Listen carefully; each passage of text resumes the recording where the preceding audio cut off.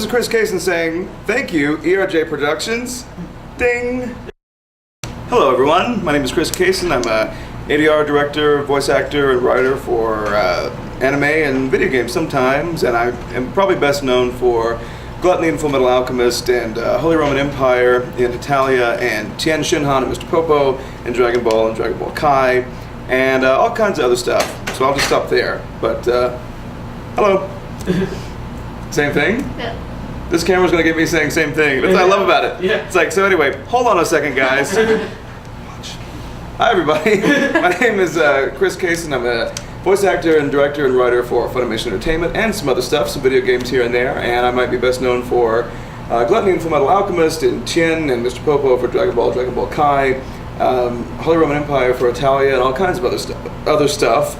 I just choked. That was real. That was one take. So, hello. Okay. Okay, first question. How did it feel to play in Dragon Ball Z, the original Tien Shinhan, and then jumping in Kai to Mr. Popo? Well, that's a funny story because originally in '98 when I auditioned and we started doing Dragon Ball Z, I was Mr. Popo and Tien together. So I started recording that, and then after a while I got asked if I wanted to participate in a national touring company of a show. And I thought, wow, tour the world and see the different places. This little cartoon won't matter, I'll just do that. Meaning at that time, we didn't know how big it was going to be. We were having fun, but we didn't know it was going to blow up, obviously. And so I thought, well, here's my one chance to do this tour, so I have to do it. But that's all Funimation was doing at that time, and I knew that by leaving, they would probably have to, of course, replace me.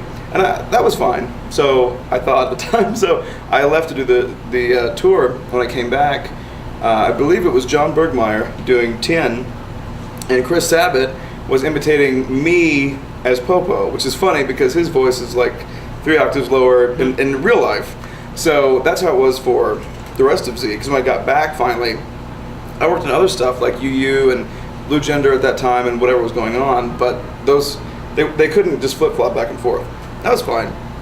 So then for Kai, I remember Sabat just said, "Guess who's back?" And I said, "Bring on." So so I'm back doing Popo. And of course, John had done Tien so long, and he did a great job. But I think part of it too was, as you may know, Sabat in Dragon Ball Z, he must voice, tons of characters. And so I think he was happy to kind of say, "Okay, look, here you can have it back, and I will not have to do it." So So it worked out just great, so I'm really happy to do it. It's surreal to work on a show, and then 5 or 6 years pass or longer, and then do it again.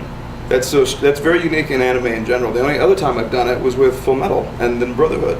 So that was very fun and very unique. So.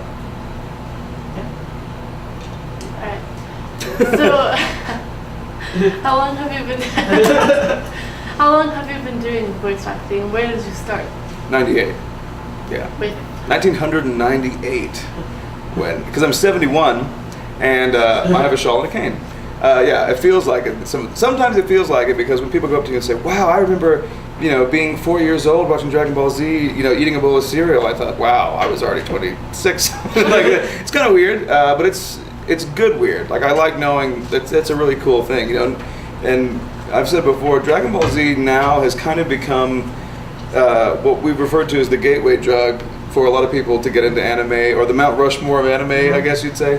You'll get Dragon Ball Z, Pokemon, and then Sailor Moon, Full Metal is becoming that too. So you just have a few that get people's foot in the door, and then they want to look and find out more about anime in general. So I think if nothing else, I like Z, but I think that might be Z's greatest contribution is that it's allowed people to, find out more about anime. So I like that. So did you start out with Dragon Ball Z or Dragon Ball? Dragon Ball Z. I was on Dragon Ball Z as well, but Dragon Ball Z was first, so they kind of did it chronologically, I guess, out of order. But yeah, and it's weird to say that your first voice acting job was Dragon Ball Z, but it was. So I really feel thankful about that. Of course, at that time, the Funimation actor roster was very small. They were using, by comparison, maybe 50 people, something like that. It's very small. Now Funimation has an actor database of over 400 people, so it's obviously gotten more competitive, and because as the years progress, the fans expected more. They wanted more out of what they were getting. And so, yeah, it's become a whole, obviously, the whole industry, and you know, the flaps match better, and the writing is better, and I think the acting is better, and direct, so, yeah, it's really progressed in a good way. Right now, they're trying to figure out who's going next, guys. They're threatening to beat each other up. As you know, we interviewed you last year. We asked you about Dragon Ball Z Kai, you know, what was going to happen, and we asked you, you know, do you think this is going to be good for, you know, the American viewers? And you did say yes, but lately I've been watching it, and it just seems really so fast-paced. I know that sometimes you guys had to also do, I think, redraws of some of the scenes. Oh, you mean censorship? Is that what you're talking about? Not just the censorship, but like there were some redrawings. It looked like there were some redrawings. And Well, of course, we didn't draw them. Yeah. But, yeah. But there was. It just moves so fast that Well, I know, like it's mostly faced towards the younger generation. They have ADHD or something, but more and more. but it just went by so fast. I remember seeing the first episode, and then I blinked, and then all of a sudden I'm back in the Frieza saga. Right. Yeah. Did that ever, you know, be brought up into the studio? Be like, you know, you're reading the script, and then all of a sudden, like, wait, where am I at now? Let me think. Well, it's true. Well, first of all, I don't remember everything about last year's interview, but you sound like a Dragon Ball Z purist, where you grew up watching Z, Yeah. like so-called or classic Z. Yeah. Well. There were some problems, I will admit. You know, those 7 episodes where they're just staring at each other. Oh, sure. Yeah. They're both on a mountaintop talking about what they're going to do to each other, and then, you know, And then- somebody's hair turns blonde. Yeah. or you know, no, we really haven't. I don't know. It's weird. You know, it's funny. Z originally had so many episodes. I really can't remember how many there were. But it seemed like, you know, cue the music for the never-ending story. It was like, oh my gosh, we're still here. But then now it is a little more, for lack of a better term, streamlined, where it does get to it a little faster. But yet there are still very many. So it's not like it's 25 and or 26 and it's over. But no, I mean, for me, I'm so grateful for getting to do it that I don't really say, like, oh, I'm leaving. Like, you know, it's never been like that for me. But I definitely know that there are two different camps, sort of, when it comes to Z. I mean, and I've heard everything from, you know, it goes by really fast, to there were some voice actor replacements that were done, to the writing is different. I mean, I've heard all kinds of stuff, but usually that's from people who grew up or love Z, and I understand that too. That also happens with Brotherhood versus Full Metal. But you know, it's just you know, they're both there for you, and one you can like, and one, you know, hopefully you liked as well. Well, I did like it. You know, I'm not really like a fanboy of Dragon Ball Z. I know there are some problems, and I do like Dragon Ball Z Kai, but like I said, there were just some things that just got to me that I was just shaking my head at. Yeah. Well, there's some other thing. Well, at the moment, Dragon Ball Kai is on the CW and Nicktoons, and it's just interesting. We were talking before, it's very interesting what the different channels want in terms of censorship. I mean, that's its own thing, and probably won't be talking about that right now. But it's just interesting what they require. You know, I think when you're on network TV, they require more censorship than basic cable, like Nicktoons. And so it's really interesting what is asked of us to go back and change. And some people think that Funimation does it, but of course they don't. It's based strictly on what the networks want. So that's kind of an interesting thing too. I mean, as a person who voices him, I will throw out the 2 words, Blue Popo comes to mind. So, you know, that happens sometimes. But it's funny because more people are coming up to me now talking about Popo than almost any other character. And I think it's just because it's seemingly everywhere right now. It's on 2 networks at the same time, which doesn't often happen. So I'm thankful for that, you know. Okay. Who does it? Okay. Ooh. Hey, it's not fair. Well, going back to the censorship, Do you actually feel as kind of deprived since the original Dragon Ball, there was a lot of blood and guts and gore when it was on Toonami and it was really out there for teens and everything? That it kind of feels like it got degraded because you can't show like the arm cut off and blood bleeding everywhere like you used to? Like it doesn't really bother me because, like I said, we know where the blood is. I mean, we know where we can go and find it.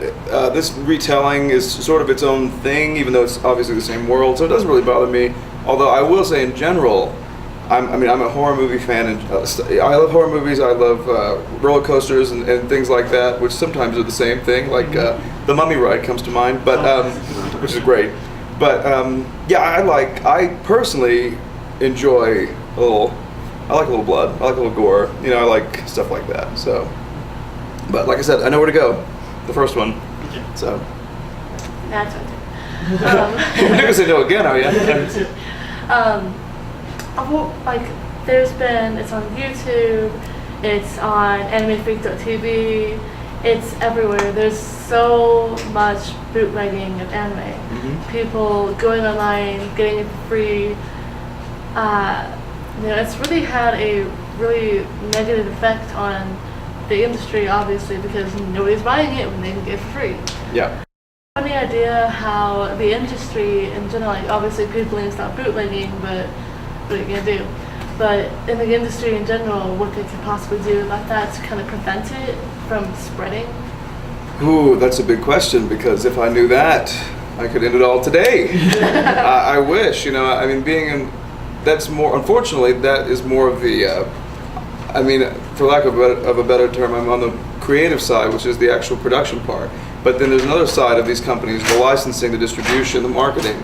These are people who I think deal more directly with that kind of issue. But in general, I mean, the quick and cheap answer would be stop illegally downloading. But you know, it's easier said than done, and it's not just affecting anime. It's affecting, I mean, music. It's affecting movies. It's affecting everything.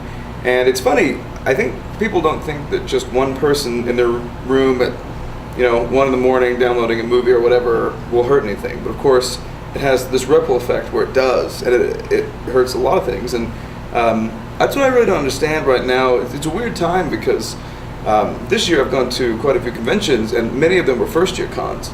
But anime itself as an industry, the output from Japan itself right now is less. So you have new cons with actual less product that they're talking about. So it's kind of a weird time, but I will say that even unlike music, where a band gets ripped off from an illegal download, but at least they can tour to kind of make some money that way. In the case of anime, I mean, once it's downloaded, that's the whole thing. That's it. So I sadly don't have the global answer for how to fix that, but I know that it's a big problem, and I know that it's not good. But it's not good, and I don't just say it because I'm in production. It's also not good for the fans too. We all suffer for it. So, yeah, it's a big problem. With the recent unfortunate events in Japan, the earthquake and the tsunami, how do you think? Like, we all think Akihabara, we all think everything like that. That's just a small portion of Japan, obviously. But that was right next to the ocean where it came in. How do you think that that affected the origin? Because we can't English dub if there's nothing coming over the seas. How do you think that actually affected the industry in general? Well, that's another point. Just at the time where you have a global, well, certainly in the States you have a recession, but it's a global issue, of course. And so during that time when they're not able to produce financially as much, then you have the added impact of the tsunami that occurred, shutting everything down. So it's kind of like a 1-2 punch in terms of slowing down, I mean, of course, everything. I mean, and not to diminish what happened. It's very strange to talk about, to me, just this awful tsunami and anime, because anime, of course, is such a small thing when you think about, I mean, these are lives. I mean, this is a terrible thing that happened. In terms of anime output after the tsunami, I would imagine it would slow it down quite a bit, because these are people who are looking for relatives. These are people who are trying to put their homes and lives back together, I would assume that it would slow it down, I don't know indefinitely, but for quite some time. So, yeah, I would imagine it would affect it greatly. I mean, I don't have any numbers, but I'm very confident that's true. So.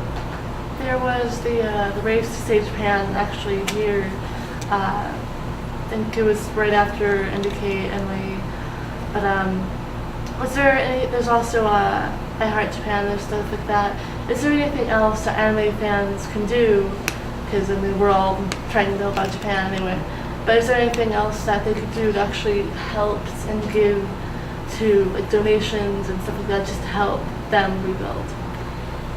Oh gosh. Well, so now you're talking about natural disaster relief, and I mean, whether it's the Red Cross or individual ways of maybe taking a little money out of your own pocket to donate to charities, or not charities, but to relief programs. Other than that, I'm really not versed in that answer, other than to say, you know, I guess it ties in a way with the dubbing or the illegal download issue, which is people don't think that they count or matter in these things. Whether it's someone illegally downloading one thing one night, who cares? Whether it's someone thinking, well, it's only $5 to relief, what does that matter?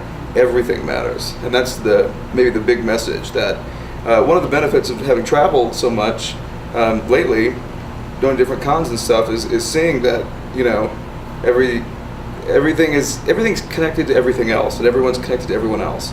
And so the individual is very important. So I would say, just give a little. As you know, on the internet there are, you know, AMVs, fanfic writers, of which I am one, you know, and also the abridged series on YouTube and Blip TV, who all like take a little piece of anime and they, you know, do their own spin on it. How do you feel about that, being on the internet, and how do you think that does that kind of help the industry maybe, or do you think it kind of maybe hurts it a little bit? I love it. I mean, I don't think it's. I get the impression, anyway. I mean, it's kind of new to me, but from what I've heard, it seems like a funny idea. I think it's helping. Well, I don't think it's hurting. I'll put it that way, because so many people. They ask me about the abridged series, and these are people who are active anime viewers, and they come to cons, and they, you know. So I don't think it's really hurting. I think it's funny as far as I know, and certainly, as Mr. Popo, I've been asked about the pecking order a lot, and so that, I mean, I'll put it this way: the scene that I saw with the pecking order made me laugh. So I'll definitely say that much for sure, and of course, Mr. Satan or Hercule's mahogany table. So yeah, I like those two scenes a lot. So. Rock, paper, scissors, scissors. No, just do it. There's decisions to make decisions right now. I can't think of another one. Thinking is fun.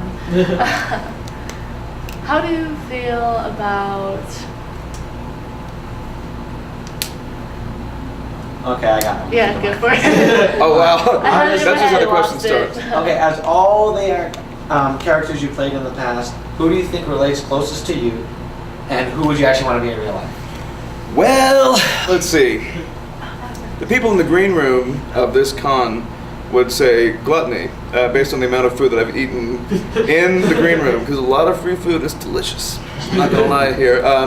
But I hope that's not true, and I'll be doing my sit-ups and push-ups real soon, guys. But I think the one that I play a lot of. I like playing weird characters and creatures and animals and stuff. I really like doing that a lot. So it's hard to say I identify with the 7-inch talking Ermine who smokes and talks about panties. Obviously, I can't really relate to that. Although, but maybe as far as the one that what I think I would want to be might be Babbitt from Kodacha, because Babbitt flies in, says something sarcastic, and flies out. Perfect. He's funny. He gets to fly. I'm all in. I'm all in. And well, you know what? Maybe there's a part of there might be a part of Hanai in me actually, which is from School Rumble. You know, we've all been obsessed with a guy, or girl, growing up, and you know, won't take no for an answer, and you know, a stalker is what I'm talking about, a creeper. So though I'm hopefully neither of those things, I know what it's like to, you know, like a girl and maybe you don't know if she likes you back, and then you make her believe that she loves you. So yeah, I know what that's like. That wasn't creepy, was it? No. No, Not no. at all. Okay, good. Everyone, okay, we're good. Okay. So you've said like. What do you think about? Okay. I passed that question. I lost Okay. it. It was in my head. I got it. But actually, you've talked about gluttony and you've talked about her diet. What is the complete digital copy of yourself, though? Which is The digital copy of me? yeah, it's like which one holds your personality? Which one is most likely you? Like if you were to enter the anime world, what character would you be? Oh gosh, I mean, I play a lot of villains too. I found, which isn't, you know, of course villains get the best lines, and they often laugh a lot, which is them laughing at their own evilness. Good guys don't laugh at themselves, but villains love to laugh at They it. have a cool cape. And they have a cool cape. They have some sweet, you know, Yeah. eyewear or you know, or a mask or whatever. And of course, it's not being a villain. You get to play. You get to say and do things that you sometimes wish you could but can't in real life. And it's not so much being someone else as it is tapping into that part of you that can also the potential to be kind of mean. There's that in everyone and the good. So I guess it would be, gee. But well, that's not asking what you're asking. Who I would want, who is exactly like me, Well, not who exactly. Who's the closest to you? the closest to me. Well, I think that's maybe similar to the Hanai answer, only because, I mean, first of all, he's human, so that's good. He wears glasses. I'm supposed to, or little reading glasses. I'm a little nearsighted. I don't wear glasses. Sorry. And Sorry. hey, oh, right there, little music. Yeah. So I mean, I would say. Once again, Hanai, because, you know, he's human. He went to high school. I've been in high school. He chased after, in this case, Yakumo, and I chased after my own version of Yakumo, so I know what that's like. So I would definitely say that. What do you think of people who actually cosplay as your characters, and would you actually ever do it yourself? Well, I think it's great. I mean, it's so cool to walk up to, or have them come up to you and say, you know, and they're dressed like the character you play. I mean, it makes you almost want to do the thing where you get behind them with the mic and they just gesture and you do the voice. You know, like that would be so cool. But I mean, I love it, you know, because it's them. They're saying without saying it they like the character a lot. So that's great. Would I would I ever do it? I don't think so, because I don't want, no matter what character it is. To me, it's like when you go to see a band and they're wearing their own band shirt. I don't like that. You know, like it always seems like a little too much self-promotion, I guess. So I like to wear, you know, I like to cosplay as Chris Carson and then watch other people. So. Okay. Right now in the video game industries, there is talk about, instead of doing, you know, hard copies on like CDs or DVDs, they're actually thinking of going into streaming their video games, making everything digital. Do you think that maybe that's going to probably happen sometime in the future with anime, where instead of actually going out and buying the DVD, you'll be forced to pay a monthly fee or something and watch it online and take it anywhere with you? It seems likely. I mean, that seems to be where everything's headed. Although I liked your term "forced to," which is funny, because maybe it might work out better. I'm not. Once again, I'm not sure. I'm not in charge of marketing or licensing.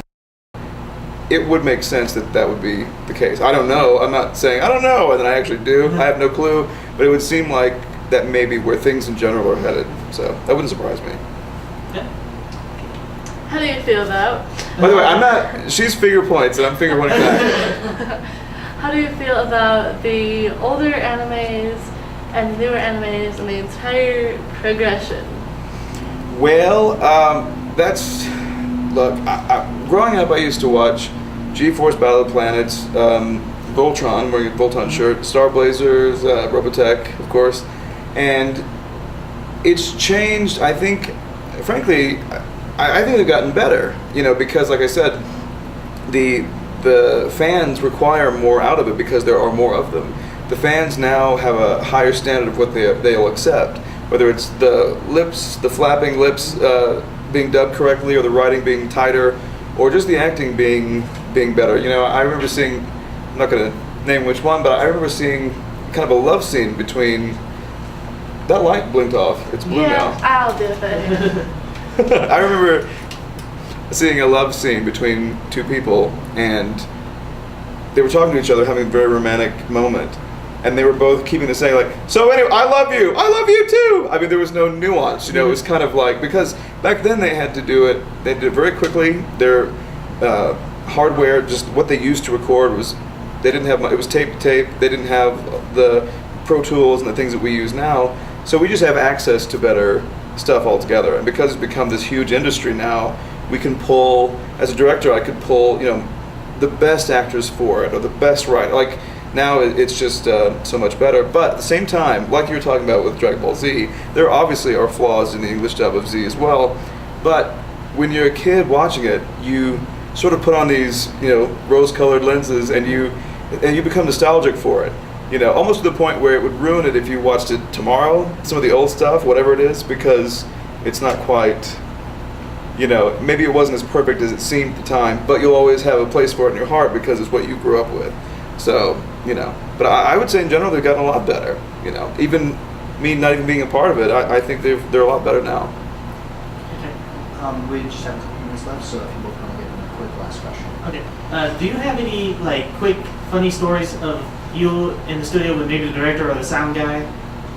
Like maybe there was one where, like, you know, they're going, "Where's Chris? Where's Chris?" And you're like standing right behind them, and you put on your gluttony voice and probably scared them out of their shoes. Well, you know, those people would be the least likely to be afraid because they've recorded me all day, so they're used to hearing all that stuff. I think, but yeah, I mean, without going into specifics, or maybe if there's time, but we do stuff like that all the time. I mean, whether it's leaving bombs for each other. I don't know if you know what a bomb would be. If you're doing a scene with someone else, and you're doing your half of the conversation, they haven't come in yet, but you know that person pretty well, then you would, you know, I'll use Leah Clark because she's here, we're friends. And so, to leave a bomb for somebody, what you would do is, they hear 3 beeps, beep, beep, beep, and then you say your line. If you're doing all your stuff and it's ready, and there's still some time left over, sometimes we joke around, and if I know Leah's coming in, and she has the pre-roll in her head right before she's about to speak, she'll hear, you know, beep, beep, beep, Leah sucks, and then, or whatever. And we will do occasionally things to trip each other up for fun if we've gotten the real stuff out of the way. And if we're friends, we laugh. And by the way, the way to defeat a bomb is when you hear the thing that's meant for you to laugh, if you don't laugh and go right through it, you just kill the bomb. So that's what we try to do. That's us being pro, because we didn't let it, we were unflappable, you know. But that happens all the time. We, of course, mess up all the time. There's tons of bloopers out there.